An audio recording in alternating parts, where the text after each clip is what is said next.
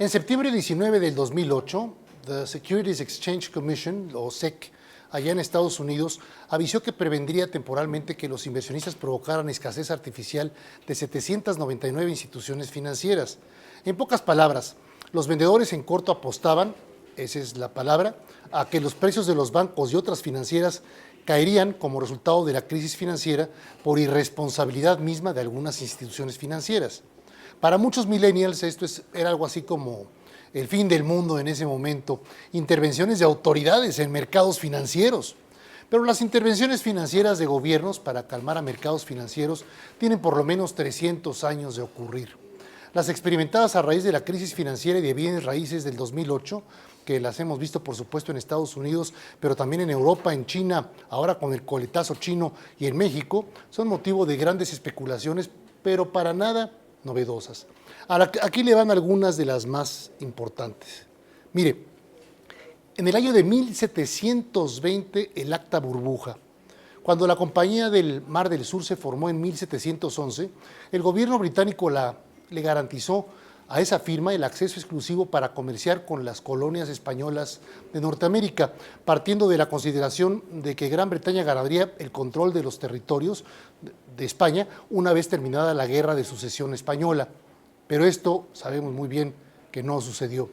La Compañía de los Mares del Sur o Compañía de las Indias Orientales, ante esa crisis, por sus propias especulaciones y las del imperio, tuvo una idea que la convirtió en acuerdo: pagar esa deuda y la de su gobierno, reconvirtiendo esa deuda en acciones del Mar del Sur, en el entendido de que podría emitir nuevas acciones para pagar por la deuda. Es decir, emisión primaria de acciones, una IPO, que todavía no la llamaban así. La compañía utilizaría ese dinero y los intereses devengados para pagarle dividendos a los inversionistas.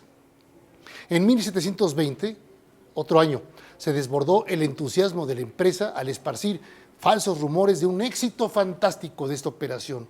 Esto de acuerdo con los archivos CRES de la Escuela de Negocios de Harvard. Entonces la compañía ofreció una oferta de suscripción en la que los inversionistas podían invertir, fíjese nada más qué barbaridad, con el 20% del valor para comprar 300 libras en acciones y pagar el resto más adelante. Nada nuevo el día de hoy en otras tantas barbaridades que se han hecho.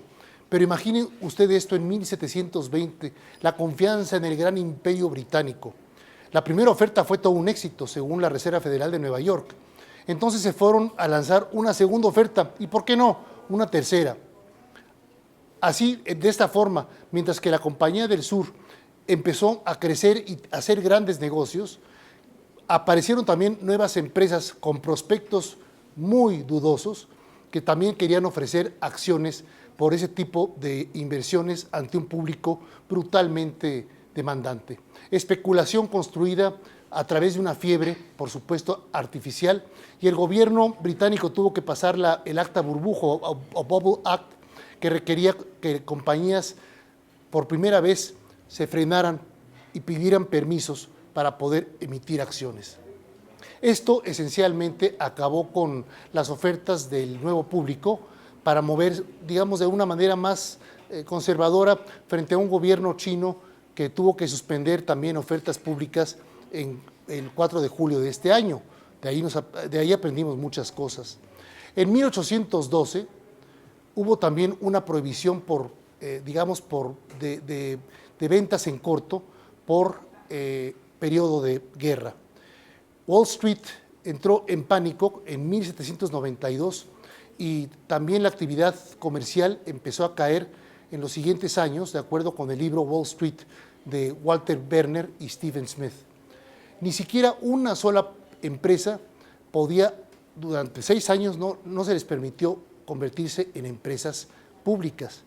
Pero la actividad del mercado empezó a subir y nuevamente empezaron también, después de que cambió el siglo, o sea, al comienzo de 1800, a crearse una serie de nuevos negocios a los que se les dieron autorizaciones en el estado de Nueva York para poder crear, por supuesto, emisiones en la bolsa. En 1812, el año de la terrible guerra también en Estados Unidos, 4 nuevos bancos se convirtieron en públicos y el mercado simplemente no pudo digerir toda esa nueva cantidad de acciones de acuerdo con Wall Street. los precios cayeron, el pánico regresó, los bancos, por supuesto, trataron de emitir acciones para compensar la peor transacción comercial de la historia, de acuerdo con un libro también publicado por Richard Teitelbaum. El estado de Nueva York prohibió nuevamente las ventas en corto hasta el año de 1857. Y luego llegamos a 1929, otra gran crisis, la crisis, por supuesto, del jueves negro. El gobierno, que estaba precisamente a través de todas estas intervenciones, tuvo que volver a hacer algo. En el jueves, aquel famoso jueves negro del 24 de octubre de 1929, los mismos operadores del mercado tuvieron que entrar a través de banqueros prominentes, unieron fuerzas para buscar cómo cortar las pérdidas del mercado a través de acciones que ellos mismos iban recomprando a través del mercado de valores. En una escena famosa de aquel día, Richard Whitney, un muy famoso y con mucha influencia miembro del mercado de valores de Nueva York, que actuó en nombre de todos los banqueros, pues compró acciones, una cantidad para aquella época monstruosa de acciones de US Steel, hizo una oferta por 10,000 acciones a $205 cada acción, altísimo para la caída que ya tenía el mercado, lo cual significa que compró al precio anterior a la caída.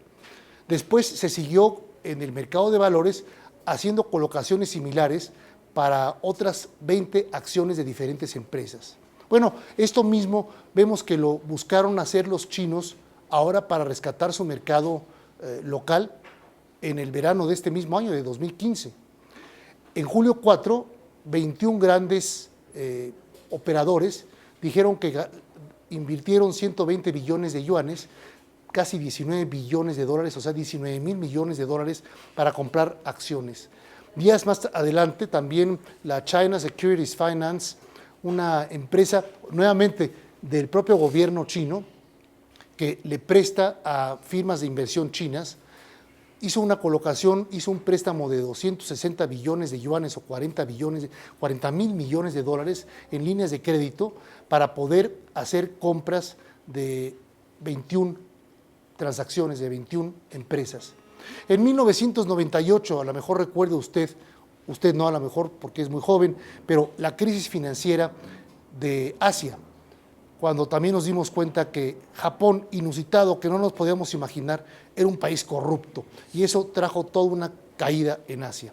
Las economías de Asia, desde Tailandia hasta Indonesia, sufrieron fuertes retrocesos en los capitales, se detuvieron las economías y hubo ataques en las monedas de prácticamente todos los países asiáticos durante esa crisis financiera entre 1997 y 1998. Esto, por lo mismo, no llevó a que fuera de espantar el que los mercados asiáticos en muchos países cayeran dramáticamente, lo cual, por supuesto, llevó a los oficiales, a los gobiernos, a buscar diferentes alternativas para frenar estos sangrados. La acción más notable, vamos a llamarle así, fue la del mercado de Hong Kong, donde el gobierno utilizó tipos de cambio, dinero, reservas extranjeras de divisas para comprar unos 15,000 millones de dólares de acciones locales durante 10 días, de acuerdo con el Financial Times.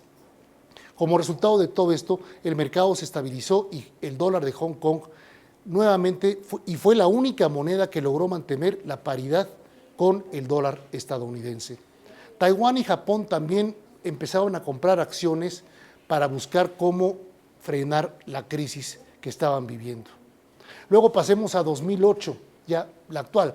Estados Unidos y otros países tuvieron que frenar, prohibir prácticamente la venta en corto debido a la crisis financiera. En septiembre 19 de 2008, la Securities Exchange Commission también pidió hizo una prevención, un frenado temporal para los inversionistas para evitar que hicieran operaciones en corto de 799 diferentes instituciones. Esencialmente, los vendedores en corto estaban apostando a los precios de los bancos y otras empresas financieras que caerían como resultado de la crisis financiera. O sea, estaban esperando que perdiera más la economía americana. Aquí fue donde la comisión dijo, estamos muy preocupados, se van a frenar, durante varios días por lo menos las ventas en corto para impedir que siga cayendo en esta forma el mercado, pues promocionado sobre todo por los mismos especuladores. Y de esta manera empezaron a frenarse estos riesgos tan peligrosos para el mercado de valores, no solamente estadounidense, sino de todo el mundo. Y esta orden, digamos que terminó el día 2 de octubre del mismo 2008. Luego en 2014, los gobiernos japoneses, o sea, el año pasado, los gobiernos japoneses también, me refiero a los gobiernos de todas las diferentes zonas de Japón, tuvieron que recurrir a los fondos de pensión en Japón para poder comprar acciones. Cuando China declaró que tenía un problema en sus inversiones con sus fondos de pensiones, esto por supuesto le pegó nuevamente a la economía japonesa. Y en ese momento que se estaba convirtiendo también Shinzo Abe en primer ministro de Japón, juró, así como juró ser primer ministro, juró en el 2012 que él buscaría cómo recuperar la fuerza de la economía japonesa. Ante la crisis del 2014 allá en China y en Asia, entonces lo que hizo él fue una serie de reformas estructurales mixtas donde operó con estímulos fiscales, monetarios y por supuesto se le conoció a esta estrategia como Abenomics de Shinzo Abe, Abenomics. Un elemento del Abenomics fue el presionar al gobierno para que utilizara fondos de pensiones para invertir más fuertemente en acciones.